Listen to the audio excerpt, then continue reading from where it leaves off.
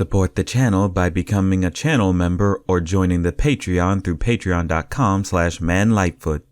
No, for you I think I'll use a wet willy!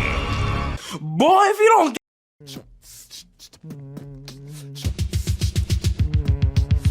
So Cartoon Network released their prequel movie Craig Before the Creek. This is the big origin story for their amazing Craig of the Creek series that pretty much is this generation's Kids Next Door. What? Argue with your mother about it, because some of the things they pull off in this series is on that level a lot of the times. You can't pretend this show wasn't doing something ambitious, so for it to be given a movie, it's a wonder what the crew could do for it. Naturally, a prequel is the most fitting since we never really knew how the three became friends or how they started out in the creek. So if you're wondering if you can watch this without seeing the show, or if you've really fallen behind on the show, you have nothing to worry about. So how did Craig, Kelsey, and JP meet? Well, Craig moved with his family to Maryland into a new home near the creek. Craig struggled to adjust to the move and wishes he could return to his old neighborhood. He learns about this wish-making device in the creek, which is just this little fortune-telling device we made as kids, that can send him back to his old neighborhood. Things go wrong when his sister Jessica's favorite toy gets taken by some pirates that have taken over the creek. Now Craig must team up with a ruthless mercenary Kelsey and a pirate JP to get back the toy. It's a pretty straightforward story that gives you exactly what you expect from Craig of the Creek, but on a grander scale. I say grander, but if you know what this show is, then you know how it's pretty much all in their heads. It's just pure exaggeration of kids' imagination. That's been this show's MO from the get-go.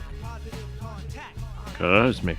And this show managed to do it pretty well, honestly, and to see it done in the movie, it's just great to see it done to a higher level. Even to the point that you low-key think it's real sometimes, especially with some of the ways kids get their asses kicked.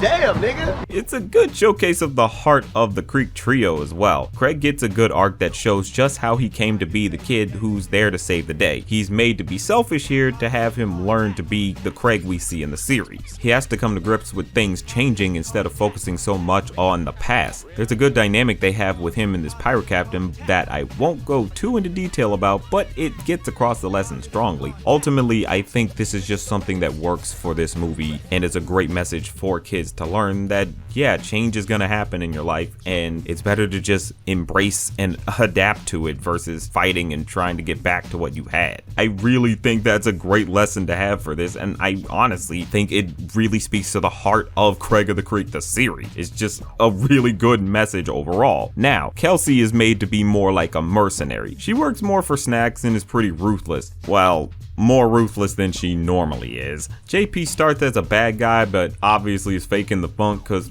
look at him.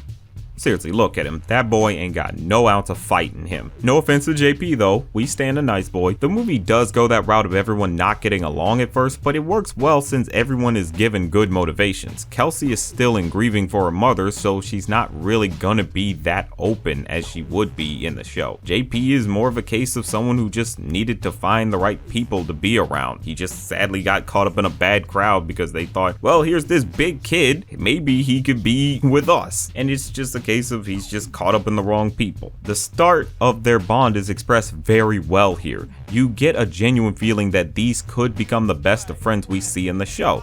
Though there's a weird moment in the third act when it comes to that third act breakup trope. They kinda do things in reverse and a little too fast by having Craig realize the friends he gained with Kelsey and JP, but then they have him blow up at them in the third act after the fact, which is weird. It just throws things off, and the blow up could easily have been removed. It just acts as an unnecessary extension for tension that didn't get any follow through because it gets resolved instantly the next few scenes over. I don't know why it was there because it serves no purpose, but other than that, you do get how these three came to be friends. The pirates they face are a fun bunch of oddballs. The captain is a fun villain that has that whole hardcore greed to her. She wants to make her own wish and she'll stop at nothing to get it. She's an overall good challenge to Craig both physically and mentally since they're two sides of the same coin. Though one thing about her and her crew is they don't matter in the entire series because they don't show up at all. There's not many episodes left in the series as of this video, so I'm doubtful they'll get mentioned at all. It's not bad, but if you're a fan of the show, it might be poking at the back of your mind as you watch it, but she's still a very good adversary overall. They certainly do act as a good problem for Craig and his friends to face off against. Of course, you might be wondering about the comedy. Well, I definitely can say it's funny. It does that humor from the show, but takes things up a notch by having the characters be even more extremely expressive than usual. You get moments of them just being overly expressive just for a simple gag, like this one with the air blowing in this kid's face. There's no reason for him to be animated that well, but the crew clearly wanted to flex, and I ain't hating. There is also how everything is played so severely, yet it's all just pretend. They think it's this big action adventure, but if you were seeing them, it looks like kids playing normally. This of course stems from the show itself, so it keeps true to the identity of the series and works to introduce newcomers into it, so maybe they would even want to re-watch it or catch up to the series if they've been falling behind. The big draw for this movie is seeing childhood play out, but without any limits to it. I draw the comparisons to Kids Next Door because they're in the same ballpark. They are exaggerations of childhood imagination. Now with K&D, that stuff was happening for them, but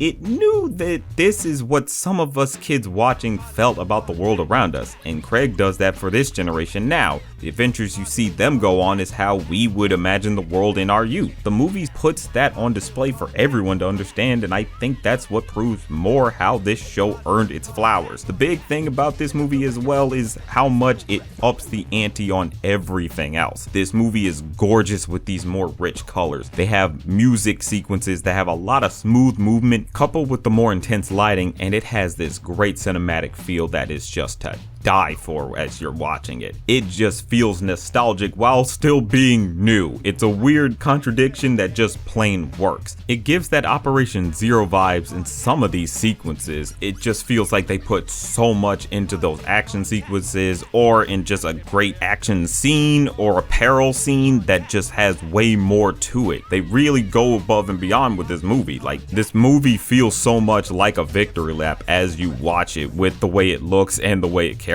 itself. It's just amazing. It goes above enough to not feel like it's just an extended episode of the series. There can be moments where budget pretty much got thin at some parts, but it's nothing that big. Just a few moments where either movement is just a little janky or a character is obviously on rigs a bit, but it's nothing that bad or that noticeable really. It has a bunch of cameos and callbacks to the series that are obviously for the fans, but also work to flesh out the creek, so even if you're new here, you're getting a good glimpse into everyday life for this series. It works across the board. It's a great exploration of these characters down to their purest form. It gets across exactly what the series is about without it just feeling like an extended episode, and newcomers can watch just fine and may even find themselves wanting to go and watch the series. It's just an overall good adventure movie that utilizes childhood in a creative way that's always been Craig of the Creek's beat. If you want to go see the origins of your favorite characters from this series, definitely watch it. If you want a good movie with fun, likable characters that go on a thrilling creative adventure with a genuine feel to it, then this is one movie that won't leave you up the creek without a paddle.